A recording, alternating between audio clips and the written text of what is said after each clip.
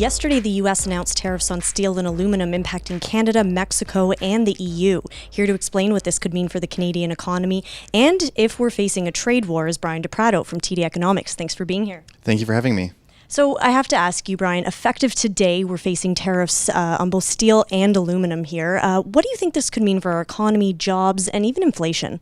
There's two elements to it. One is, for people in those industries, it's going to have a negative effect. I think that much is clear. Trade wars or trade battles, tariffs, they're never a good thing. But in the grander scheme of things, from that real macro perspective, we think the effects can be fairly small. We're talking about a relatively small part of the trade basket, small part of the economy here. So a little more of a blip on a bigger level. So it doesn't sound like it's the end here, but we did see some retaliation. Does retaliation mean escalation?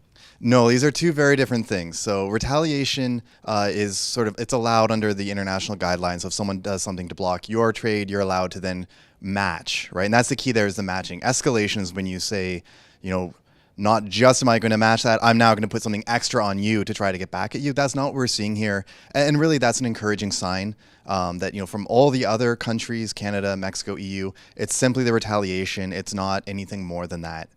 One thing you talk about in your note is that, it's discussions, and they're going to continue from where we are today. How do you see that playing out? Certainly they're going to be a little more heated. We know some of this action. We've heard from Wilbur Ross that this is related to the NAFTA renegotiations. It's not a pleasant backdrop. Certainly, I think it makes the negotiations even more challenging, more heated.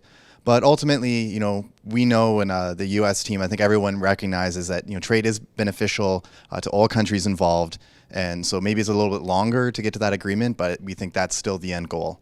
Something that was tossed around a lot yesterday in headlines was the risk of a trade war, and we saw the market move a little bit lower as a result of that. Do you see that as a serious concern or a big risk today?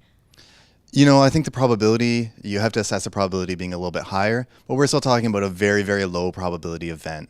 I think it's safe to say no one wants a full-out trade war. No one wants a return to, the 1930s. This does seem to be a very dramatic bargaining chip, but ultimately a bargaining chip. Thank you very much.